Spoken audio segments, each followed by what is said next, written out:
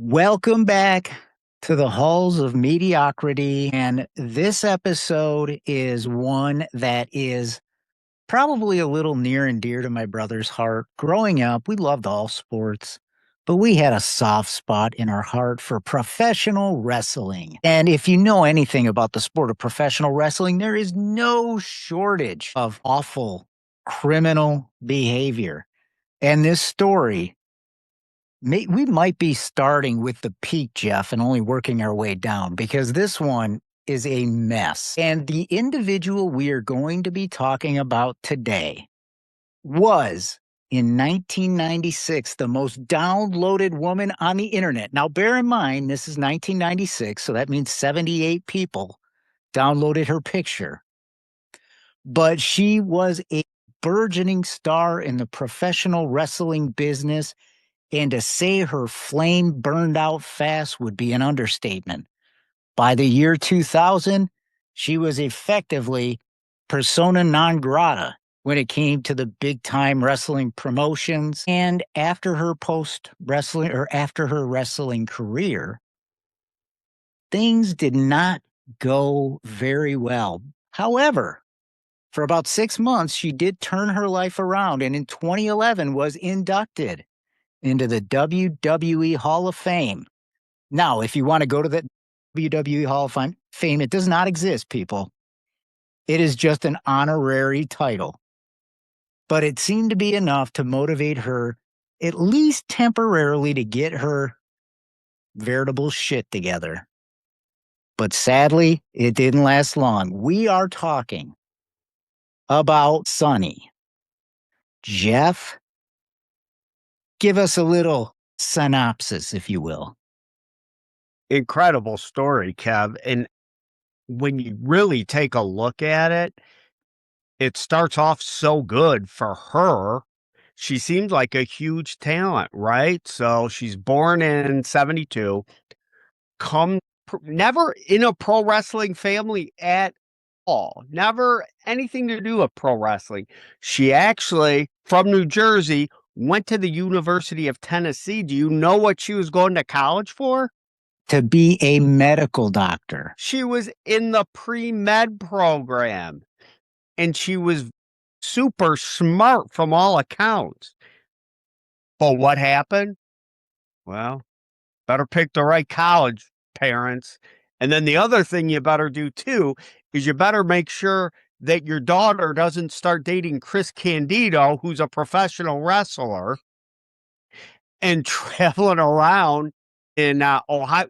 Wait, was that Ohio Valley Wrestling? No, that would have been Smoky Mountain. Smoky Mountain with Jim Cornette. So yes, really, that's how she got into wrestling, was she was dating Chris Candido, who was an up-and-coming professional wrestler.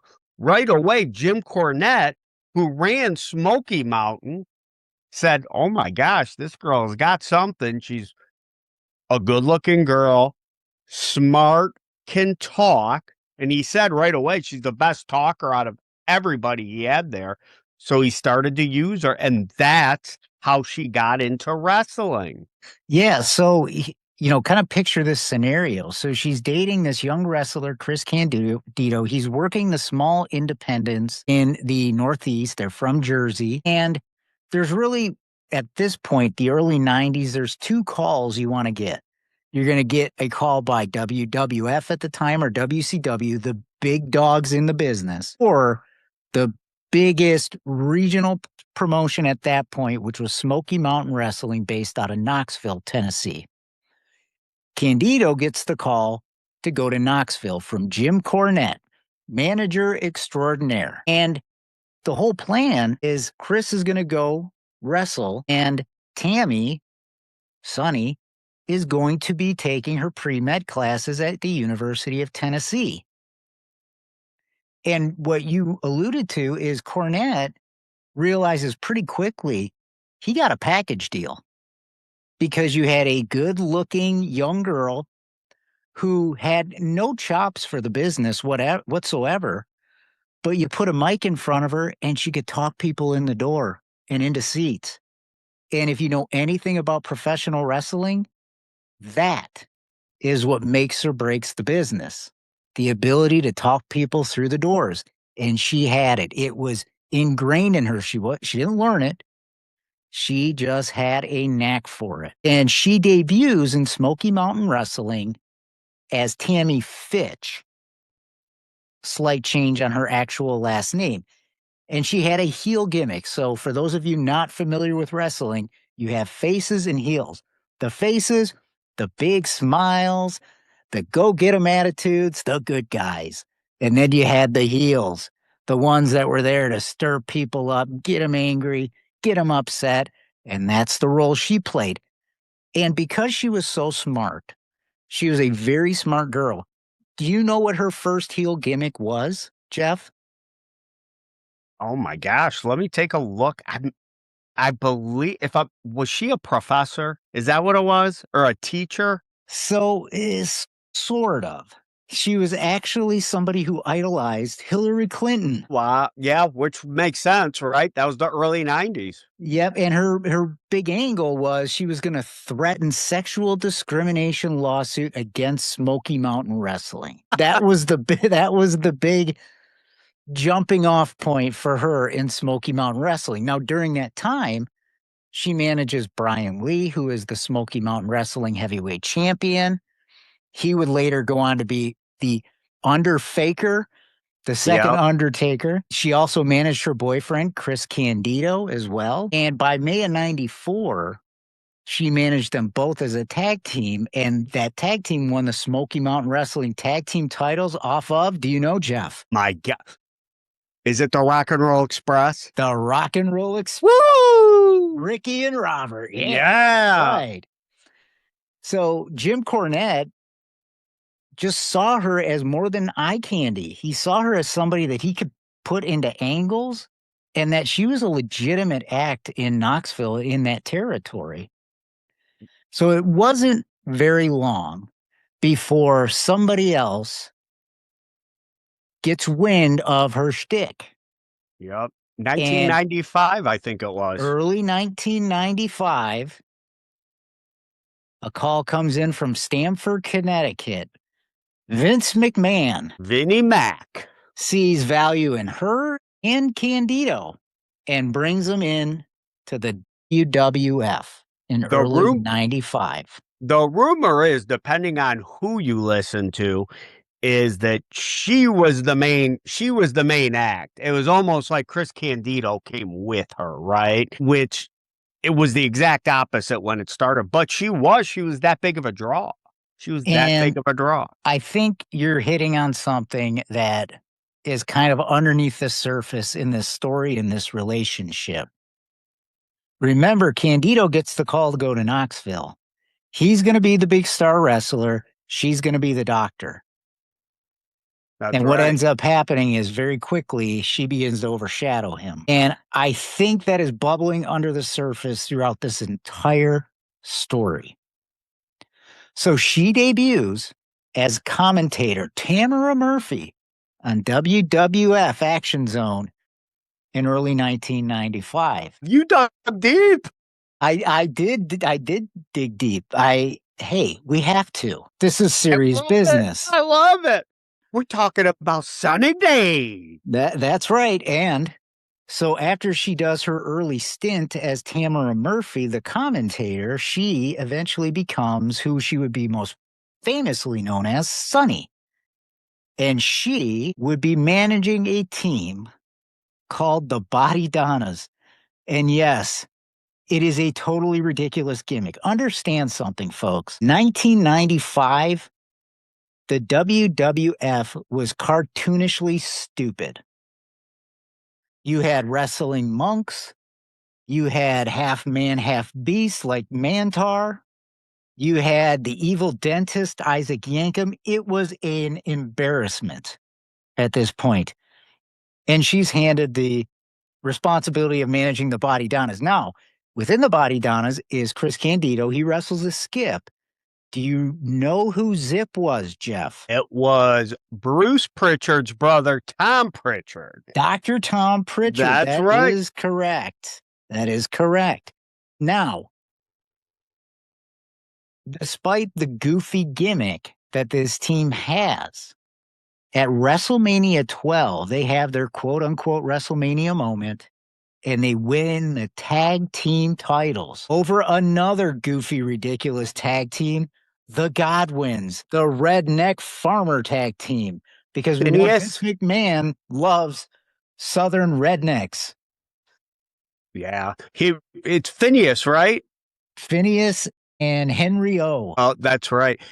And part of that too is they say Vince McMahon he was actually irritated with his competition, which was WCW, NWA back in the day. And that was almost his way of making fun of Southern wrestling, which really is where a lot of the big names came from back then. They all came from either the NWA or the AWA. So, Right. So 1996 is a big year for Sunny. She's voted the Pro Wrestling Illustrated Manager of the Year. Big award from Bill Apter. And also, this is the year she becomes AOL's most downloaded woman slash celebrity on the internet.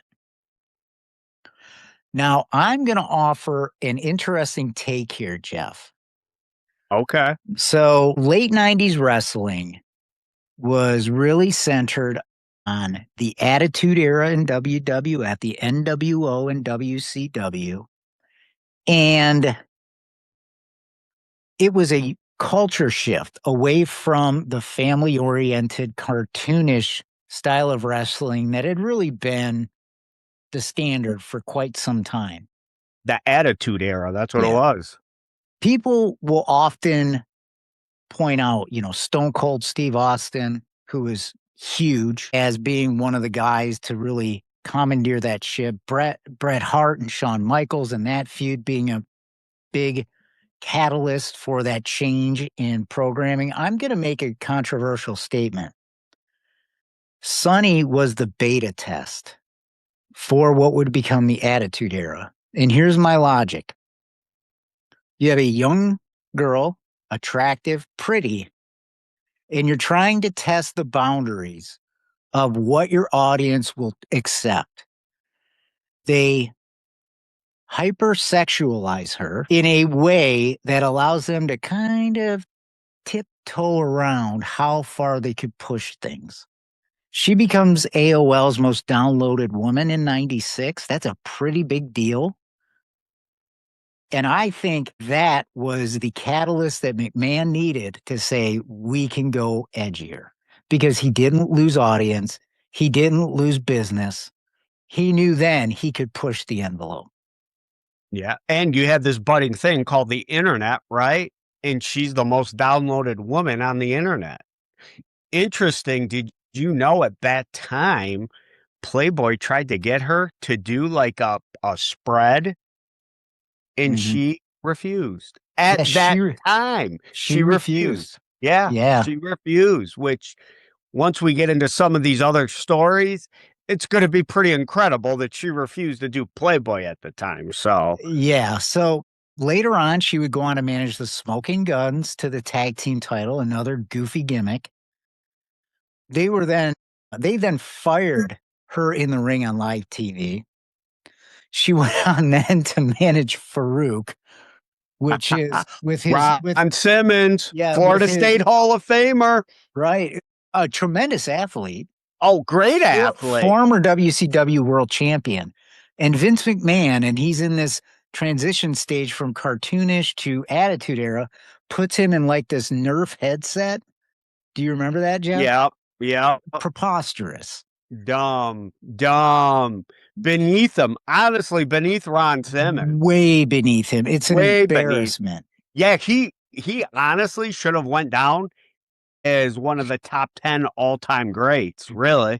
He was phenomenal. To me, it's the equivalent of putting Dusty Rhodes in polka dots. Which is, again, it goes right back to Vince McMahon. A lot of this stuff, and we're adults now. I mean, we're more than adults. We're old guys now. And we used to love this stuff back in the day. Yeah. But you take a look, even in this case, Sunny, Tammy Sytch, look at this, that culture had a lot to do with her downfall. This is a Mhm. smart girl that was Yeah. going to be, that was a pre-med student that in 1996 refused to do a Playboy Yep. cover and a Playboy spread. And look where it ended up. Yep. So she goes back. She starts to do some other stuff. She hosts different shows that the WWE runs, Live Wire, Shotgun Saturday Night. In 98, she is chosen to reform the Legion of Doom, which is more popularly known as the Road Warriors, one of the legendary tag teams of all time. But in July of 1998, there's some things that start to bubble up, and it Yep. would be the beginning of her end in the WWE. First, backstage issues with the new centerpiece female, Sable. She took the Playboy offer. That's exactly what that all came down to as well. Sable, who again, now this is another one, right? Who was she married to? At that time, Mark Marrow. Mark Mero. And Mark Mero came, and guess what? Right away, Vince McMahon didn't care about Mark Mero. He cared about Sable, who, by the way, is now married to Brock Lesnar. So, Yep. but yeah, she took the Playboy cover. And Jim Cornette talks a lot about it as a wrestling purist. He cannot stand Sable. She had no talent at all. He cannot stand her. But right place, right time, did a couple of the things that Sonny didn't want to do. Most importantly, the Playboy cover. And there was a lot of heat backstage between the two of them. Yeah, and there were some other things going on. She had Well, developed a painkiller addiction, which was yeah, causing problems. she had She, missed some dates. That yep. was the first time you've really seen addiction, drugs, and alcohol come in. But I don't want to cut you off because I know the big one, which I'm sure is what you're going to talk about next. Yeah, the big one is an episode of Raw, which is the big Monday night show. Now, in wrestling, especially at this time, things were not as scripted when it came to talking. The matches were scripted, the results were scripted. That was all normal wrestling stuff. But generally, they would let the guys talk. And there is an infamous situation where you have Bret Hart and Shawn Michaels, two, not just in the business, but in real life, did not like each other. A feud, and it was a real feud. It turned into a real feud. They had wrestled each other for years as tag teams when they were undercard guys and then as the main event guys. But the biggest thing was between the two of them, Bret Hart went to kind of talk with Shawn Michaels and say, look, I have no problem doing a job for you, meaning he had no problem losing, which is so funny now that we talk. He had no problem losing the fake fight to Shawn Michaels, right? So he could give Shawn Michaels the world heavyweight title. And Shawn Michaels, who was very cocky at the time and was a sore loser at the time and didn't really get along with anybody at the time, told Bret Hart in no uncertain terms, that's great because I'm not doing the same thing for you. So there was a lot of real heat there. And Bret Hart's the type of guy that if he says he's going to do the job that he's asked to do, he expects the same in return. That's right. When he was told that wasn't going to happen, that's really the point where that thing exploded, not just backstage, but on screen. And there is an infamous interview segment on Monday Night Raw where Shawn Michaels claims that Bret Hart is quote unquote having sunny days. The implication being that Bret Hart, who is married at the time, is having an affair with Sonny. You remember this, Jeff? I do remember that. And so what precipitated that, you're going into some good stuff, Kev. What precipitated that was during that show, because again, it's not scripted, right? So they're giving ideas, right? Hey, you're gonna do this, you're gonna do this, and you're gonna do this. And that's pretty much it. Well, Bret Hart went over on part of his, I believe it was the week prior. So the week prior, Bret Hart went over his time. So he kind of cut out some of what Shawn Michaels' time was going to be. So Shawn Michaels was not happy. So Shawn Michaels, and again, they're going back and forth. I mean, Bret Hart also made a sexually explicit slur to Shawn Michaels as well. That's something in 2026 we can't say. And that brought out the sunny days, which, by the way, both Bret Hart and Sunny herself, who is Sunny, one thing you'll learn, and I'm sure we'll talk about it, has no problem kissing and telling on anything or anyone. They both have said nothing ever happened. Nothing ever happened between the two. But that caused a lot of issues for Bret Hart and for his family. And by the way, and I don't think you could put it all on Shawn Michaels or all on that statement, but him and his wife ended up getting divorced. And this puts her in an awkward position too. Now, the irony of this is we know now that the person who was really having sunny days was Shawn Michaels himself. And it was a couple years earlier. It wasn't very long after she got to the WWE, which again, looking back now, hindsight being 2020, you see a lot of those problems that came up later in her life probably started there. So again, Shawn Michaels has been very open about a drug addiction he had for years and an alcohol addiction he had for years, while she is in a relationship with Chris Candido and claims to be in a loving, committed, monogamous relationship. She also carried on what ended up being a 9-month affair with Shawn Michaels, which, from the sounds of it, pretty much everybody knew about except Chris Candido. So I think there's two schools of thought here. One school of thought is Candido treated it as I didn't see it, I didn't hear it, therefore it can't be happening. And then another school of thought is he knew it, he just didn't want to admit it. And bear in mind, this is not unique to Sunny and Shawn Michaels. If there's another special skill that she has, it starts with S and ends with X, and it is not the saxophone. She runs through every locker room that she is in. Yeah, and there's some other things that'll come up. Did you know this? And I might be jumping ahead a little bit. Go ahead. Do you know WCW,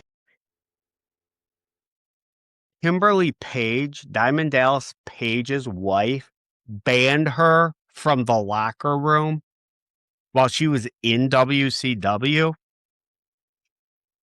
Yep. Jeez, it's incredible. So I mean, honestly, there's so much stuff with her. It's sad. So, she's let go from WWE in 1998, July, painkiller addiction, backstage issues with Sable, no showing appearances. If you're in the wrestling business at this point in time, one of the worst things you can do to try to get your career back on track is do what she and Chris Candido did. Go to ECW. That's right. If you think the problems in WWF and WCW were bad, ECW is the trailer park version of both of those. Anything horrible and awful that could exist in the wrestling business is happening in ECW.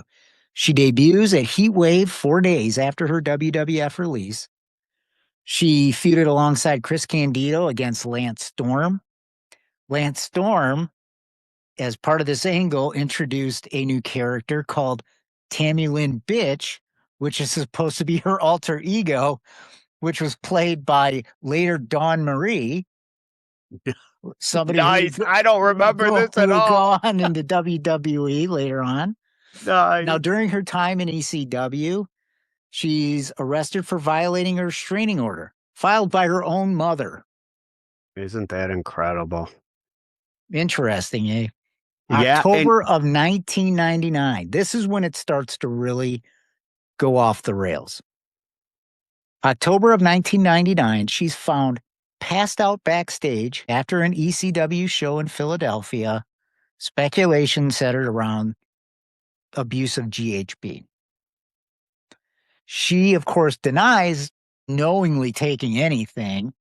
She did, however, pass a court-ordered drug test and gave a tearful on-camera confessional about her struggles. December of 99, she leaves ECW. Where does she go after that, Jeff? You alluded to it. WCW. She then heads to WCW along with her boyfriend, Chris Candido. This happens in 2000. They debut at Spring Stampede.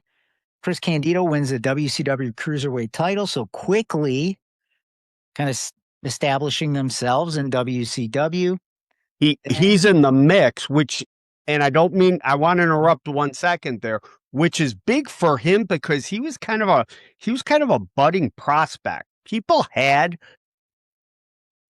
big goals for him. I mean, some people thought he was going to be the next Bret Hart, the next Shawn Michaels, but everything that happened in WWE between Tammy and Shawn Michaels, and it really derailed him.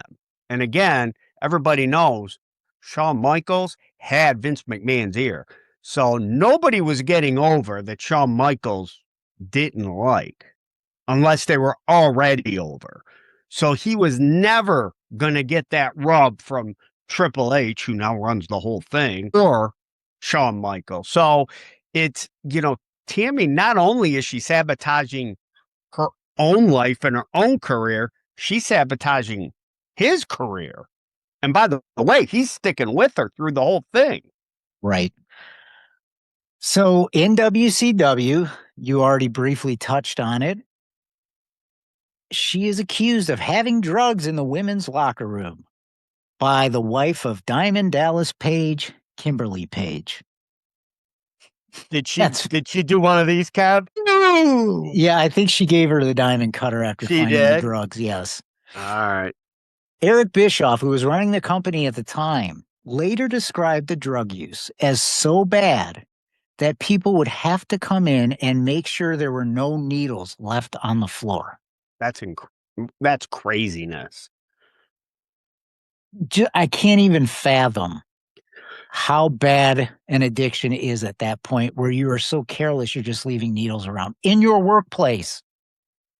Can I tell you something I found out as we're going through this? So we're talking about addiction. So Vince McMahon started he started a policy where basically any professional wrestler that ever had an addiction issue, because it came out, a lot of guys ended up with addiction issues, lots of injuries, lots of time on the road, lots of free time, a lot of addiction issues. So he had this policy in place. It didn't matter if you were with the WWE or if at any point you had worked for the WWE. If it was found out you were in a crisis situation because of an addiction, the WWE would pay for your rehab. Do you realize, Sonny? And as far as I know, she got banned from that program. Did you know that, Kevin? I think I had heard that, but I didn't remember it really until you said that. Think about that. A program designed to help people in the throes of addiction. In some cases, you didn't even have to work for the WWE. You just had to be a professional wrestler. Yeah, you're right, because there are guys that never were in the WWE that actually did use it. Correct. You're right. You're right. And guys she that gets banned from the program. Yeah, let me read this. So WWE maintained a policy of paying the full cost of substance abuse rehabilitation for any former talent. Sytch utilized the program multiple times, which cost the company thousands of dollars. Of course it does, right? They're sending them to a nice facility. And however, in 2013, so again, I apologize, I'm jumping ahead a little It's all bit. right. After Sytch publicly lambasted the program and made scathing remarks online, WWE took the unprecedented step of formally announcing they would no longer fund her recovery efforts, making her the first talent in history to alienate the company's wellness safety plan. And again, she's the only one. Think It's about that. You have a company willing to pay to help you get your life together and conquer your addictions. And instead of utilizing it to help and better yourself, you shit all over it. And they basically say, listen, if you don't want it, we ain't going to give it to you. I mean, how foolish. But I think part of where she's at in 2013 is really tied to what happens in 2005. Yep. In 2005, Candido, her boyfriend, had finally kind of gotten his life together. He was sober, his marriage with her was intact, and he signed with a new upstart promotion. Well, they were 4 years old by this point, but still considered an upstart promotion, TNA Wrestling. He's working alongside guys who are legends at this point. Diamond Dallas Page, Dustin Rhodes, the son of Dusty Rhodes, AJ Styles, who is widely considered now active, but probably an all-time great. Yep. And he is on a legitimate comeback run. April 24th of 2005 at TNA Lockdown, which is a pay-per-view, he's wrestling a steel cage match with Lance Hoyt and Apollo and Sonny Siaki. Candido landed awkwardly off of a drop kick and broke both his tibia and fibula and dislocated his ankle. Oof. And there is video of this, and it's an awful injury. It's horrendous. He has surgery the next day. He has titanium plates and screws inserted into his leg in hopes that the leg can be repaired. Sytch picks him up afterward and said he'd been sent home with pain medication, but no antibiotics, which are normally standard for post-surgery recovery. TNA, to their credit, tried to keep him involved in their storylines anyways. He appeared in a wheelchair at the next Impact Wrestling taping. He was managing the Naturals to the NWA World Tag Team Championship. And that episode would air, unfortunately, after he passes away. Yep. On April 28th, 2005, 4 days after the injury, Candido fell ill, worsened over the course of the day, and collapsed that evening. He was rushed to Robert Wood Johnson University Hospital in New Brunswick, New Jersey, diagnosed with pneumonia. Doctors attempted to drain his lungs, but he died at just 33 years old. Now, the initial reports blamed a post-surgical blood clot that became kind of the widely repeated story of what happened. Now, in a 2016 interview, his brother Johnny revealed that the real autopsy finding, acute pneumonia triggered by a sleep aid given against doctor's orders, which slowed his breathing and let his lungs fill with fluid. So what was the sleep More aid? of a medical malpractice, I think, based on the way I read it. Or is it a David Von Erich type sleep aid where it's 20 Quaaludes? See, that's the hard part, because at this point, he had gotten sober and cleaned his act up quite a bit, which is the only reason he got an opportunity in an organization Right. like TNA. I want to think that nothing bad I was happening and that he relapsed, but we really don't know. You don't know. I will say this. See that what you just talked about there. I have never heard that. I was always Yeah, so I was always under the impression it was a blood clot. That's what killed him. I had never heard about about the sleeping aid or any of that, because I do know they flew home, and I think even Tammy in interviews had said that she thought it was a blood clot as well. So Yeah. So when we think about her and why this is the breaking point, I mean, he died right as he was cleaned up and he was beginning to rebuild his career, his marriage. And the tragedy wasn't just the loss, it was the timing. It snatched away, I think, a story that was starting to turn positive. probably for both of them. Yes. Say what you want. She was a smart girl. She was honestly, when she was on her game, she was pretty good. I remember her being pretty good as a manager. Yeah, I would agree with you. And despite all of her flaws, the fact that she was known to sleep around the locker room, this was probably the one sort of stable relationship she had in her adult life. And it collapses in a very sad, unexpected, and almost fluky way.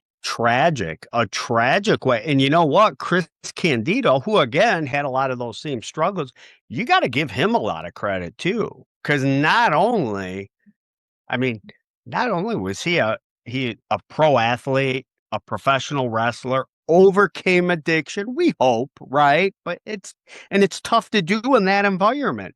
But he also stuck by her. He also stuck by her through thick and thin. So that says a lot for him as well. I think it speaks to how much he loved her. That's right. That's right. I question how much of that was reciprocated, to be quite frank. But they seem to be moving in a good direction. And to have your world blown up like that, I don't care who you are, I don't care what your history is, that's got to be difficult. Oh, 100%. And for her, she's not in a stable professional environment, because I don't care what anybody says. Pro wrestling, and Kev, you were right there. We watched from the time I was 8 years old. I was watching pro wrestling. And from the time you were probably 3 years old, you were watching pro wrestling, because I was watching it. Yeah. But here's the truth.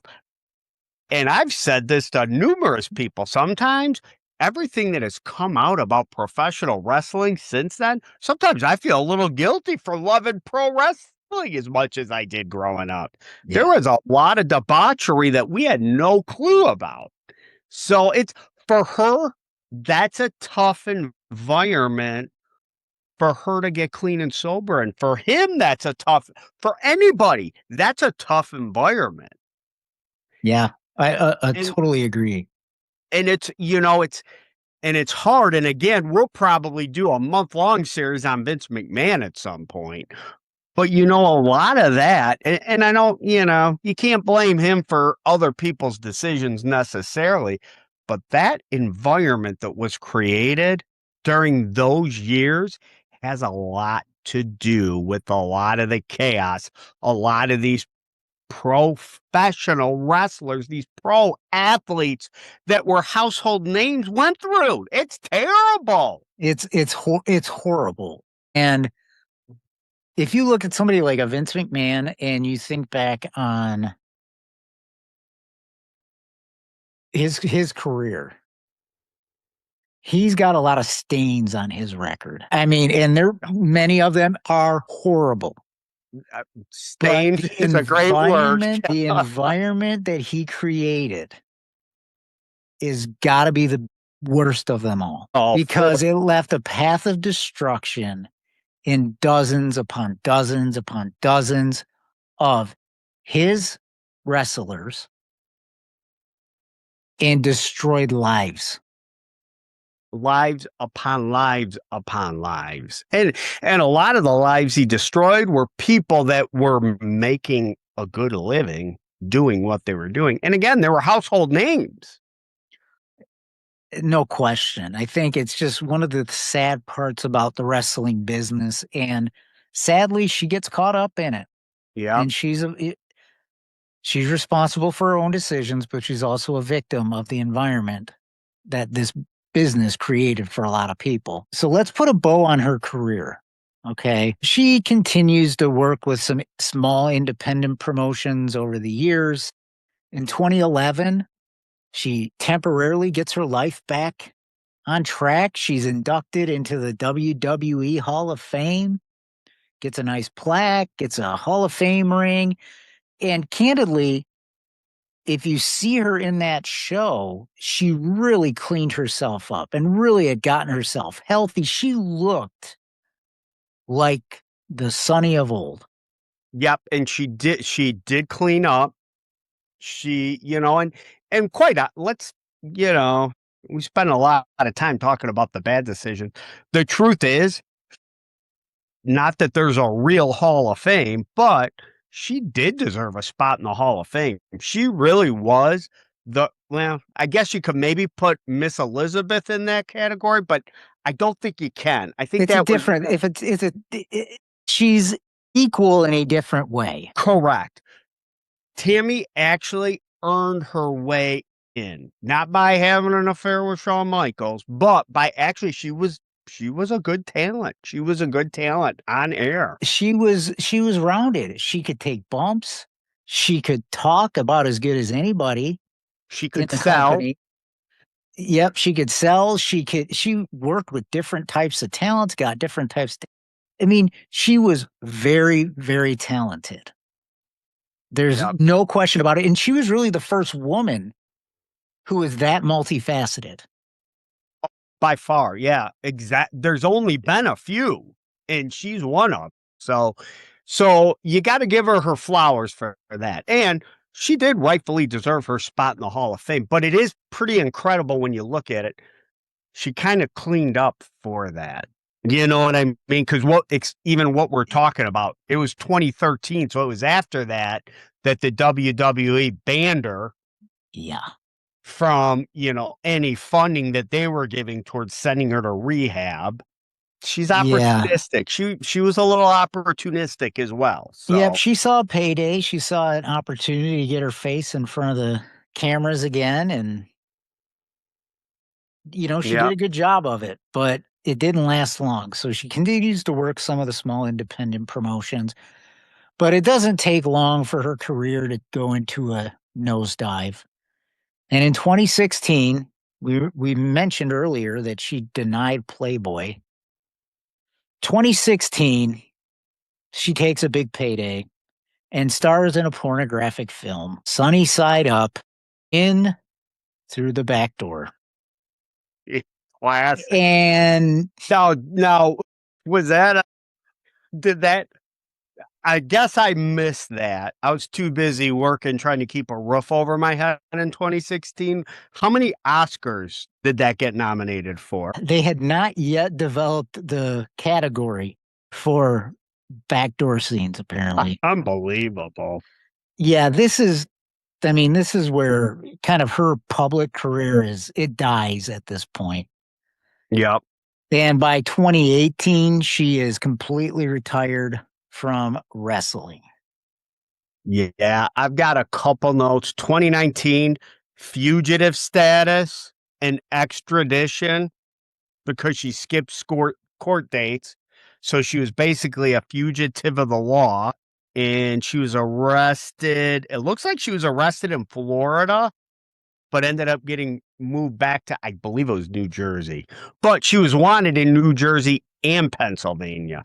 And the funny thing, too, is, and you can look through the internet, you can look on YouTube, she's doing these interviews for, 500. I don't know what they're paying her, but she's doing these interviews all during this time. So she's doing some of this while she's wanted. Right. So she has multiple arrests, disorderly conduct, burglary, DUIs, including 2 DUI convictions in Pennsylvania in 2015 alone. a license was suspended there. It was just a constant stream of problems. Are there some others that you came across? Yeah, and this is, we do try, pro wrestling, it's sports, they're athletes. I would say they're professional athletes. I say it all the time. But I feel like I got to give you a stat. I think this might be a record, Kevin. Okay. 5 arrests in a single month in 2012. Sytch's legal troubles escalated profoundly in the fall of 2012. Over a span of just 4 weeks, she was arrested 5 separate times in a 32-day window in Connecticut. The consecutive offenses stem from domestic disputes, third-degree burglary, and repeatedly violating protection from abuse orders. So people were putting out PPOs on her for abuse, and she, in a 32-day span, she was arrested 5 times. And this was a To common. quote Booker T, 5 times. 5 times. Yeah. 5 times in 32 days. It's just so sad. It's terrible. But again, take a look. Take a look at what these are, too. I mean, she's got PPOs on her. And the other thing you said early, now this was going back to the WWE days. Her mom had a PPO on her. Her mom had a PPO on her at one point. So that was an issue. That was an issue before Yes. she even got into professional wrestling. Correct. Yes. She clearly had, I don't know if you would qualify as anger issues. I don't know if you qualified as violence, but she certainly had challenges getting along with people. That's honestly, that is incredible. That is unbelievable. I was going to try not to say unbelievable today. That's unbelievable. 5 times in 32 days. You have to really be a special kind of degenerate. Narcissist. I think there's a lot of narcissism here, Kev. You're probably right. I think all these episodes we've done, I think we found the one clear pattern in all of them. A lot of narcissistic tendencies. Yeah, no, I think that's a pretty astute observation because this is episode 4, and this is something that exists as a theme throughout every one that we do. Every one of them. It's sad. You like you said, it's sad, and we talk about it. Sometimes we joke, but it is, at the end of the day, these are sad. This is still a human being, but she left a path of destruction behind her too. And I mean, we haven't even gotten to her last one, which will be her last one, because she's locked up for 17 years now. Yeah. And that happens on March 25th, 2022. She's driving a Mercedes in Ormond Beach, Daytona Beach, Florida area. She's drunk, which is a common problem for her. A theme. With a blood alcohol content roughly 4 times the legal limit. And she collided with a car stopped at a light. In this collision, she killed 75-year-old Julian Lassiter. She had an open vodka bottle in the car. She had cannabis in her system. She was arrested about a week later at the Hard Rock Hotel in Daytona Beach. Bond was later revoked due to her history, which was long. And in August of 2023, she pleads no contest to DUI manslaughter and related charges. She's sentenced in November 2023 and sentenced to 17 and a half years and 8 years probation after her release. All of the problems that were starting to bubble up early in her career, her substance abuse problems, her legal issues, all come to a head on that day in March 2022, and result in the death of a 75-year-old man. Unbelievable. And it's so sad. Kev, did you read anything about after she pled guilty in the courtroom? We talked a little bit about the narcissism. Did you read anything about the speech that she gave to the court? A little bit, but it was very. It seemed to be very self-serving. I will say she did express some remorse. She expressed remorse, which, some of the other ones, we didn't hear any of that, right? But it was also a lot of pointing fingers at everybody else. It was everybody else's fault too. So, do you have any quotes from it? No, she talked about wanting to be a doctor in her early life, and she didn't want to do any harm. But she also talked a lot about some of the things we brought up too. She talked about mental health issues. She talked about Chris Candido and his death and how that impacted her. But she spends a lot of time talking about the reasons why she did it. And it was a little light on the apologies. The apology was there, the remorse was there.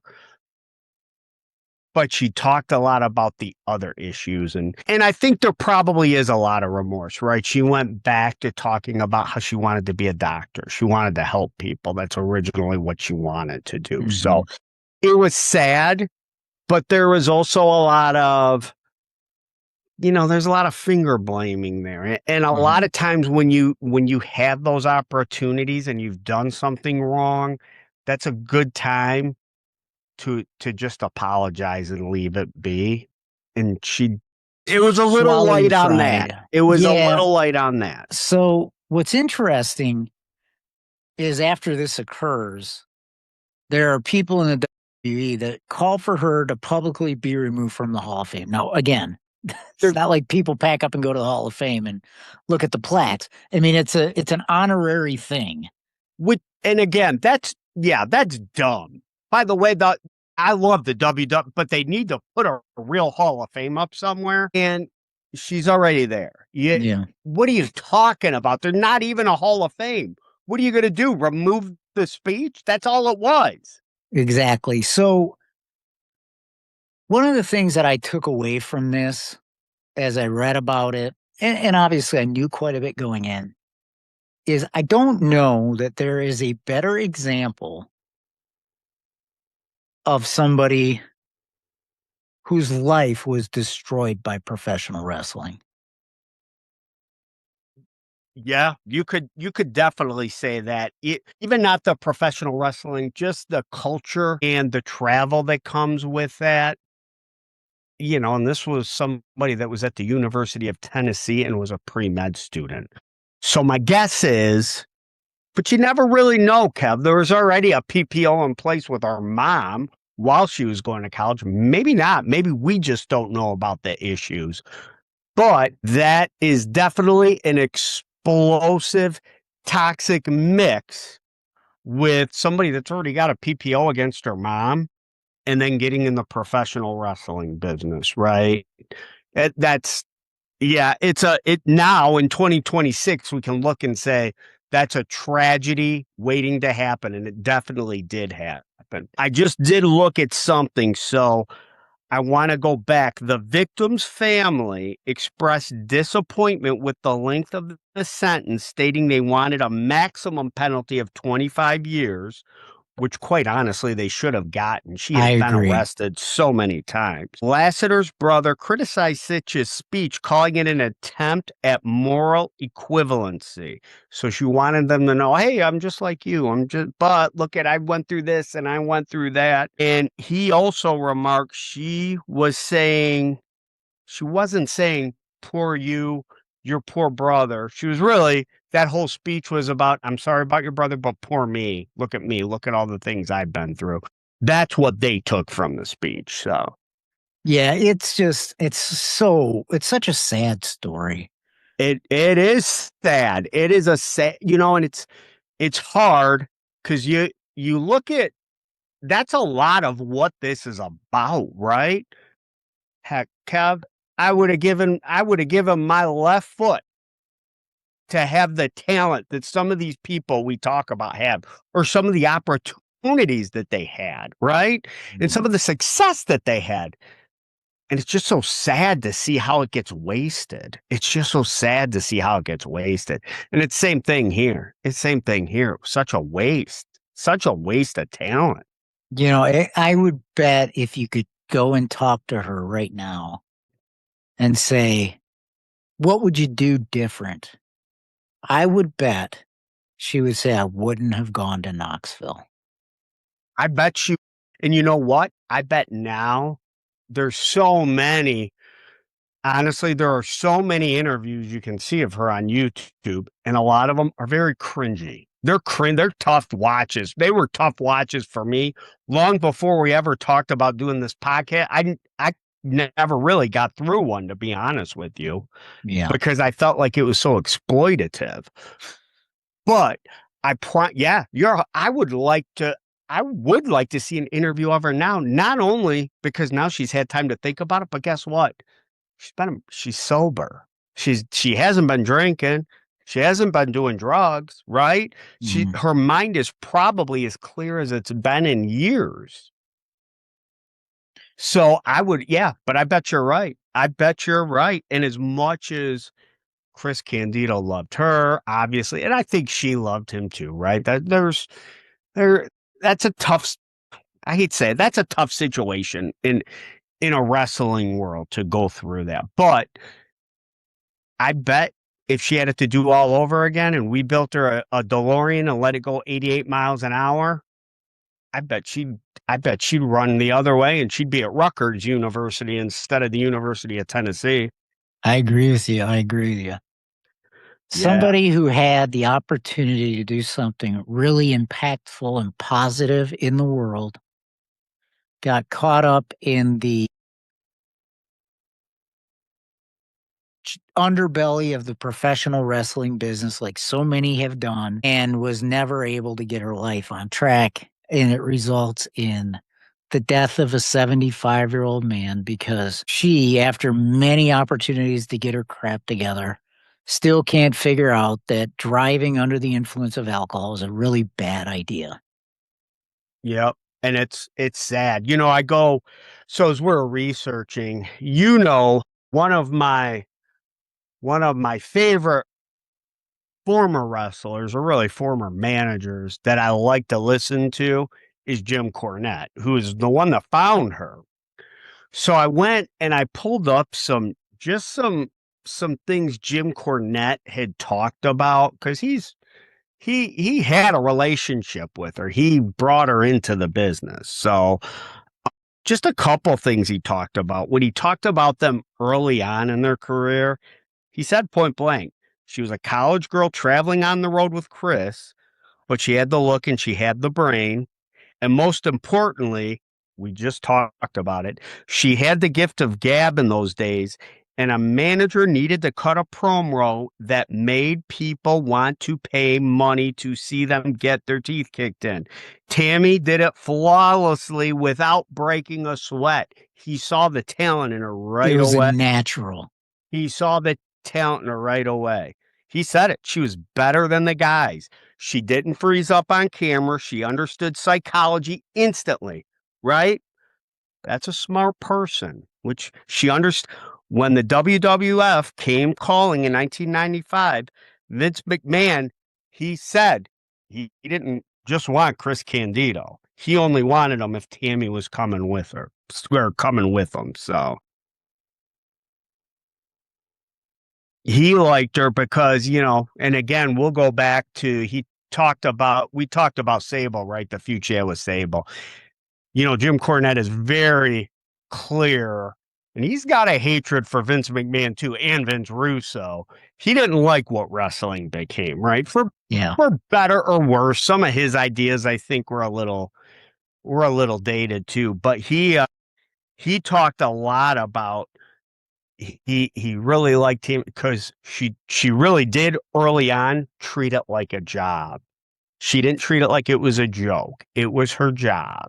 And she really took time to prepare for it. And obviously, once she got to the WWF or WWE, that kind of went away. So it's tough. And he said, he for years I felt bad. I didn't want to pile on and talk about her various F ups because she was just destroying her own life. And you want to remember people when they weren't complete disasters. And that's what he said. I'd want to remember her when she wasn't a complete disaster. But then she kills a man 75 years old, just sitting at a traffic light. He can't defend her anymore. And again, he says she goes to court, tries to play the victim, crying about her abusive ex-boyfriends, who, by the way, a lot of those ex-boyfriends had a PPO on her. So I think it was going both ways, right? She had every opportunity in the world. She could have gotten a regular job, but instead she got DUIs across multiple states over several years and ran somebody down.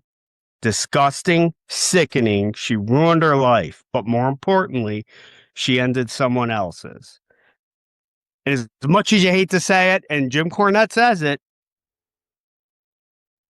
he has zero sympathy for her. So I don't know if I can go that far. I still feel bad for some of the situations she's been put in, but we've all had bad situations at one point or another in our lives. And the vast majority of us choose to get our shit together and go a different way. And she never did.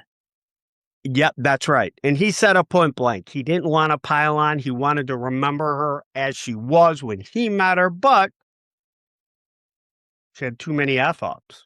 Yep. Too many F-ups. And, it's hard. It's tough. So I would love to hear what you would say now. I bet, going back to what you said, I bet you're 100% right. She would put that DeLorean to 88 and she would stay home with mom and dad and go to school close to home.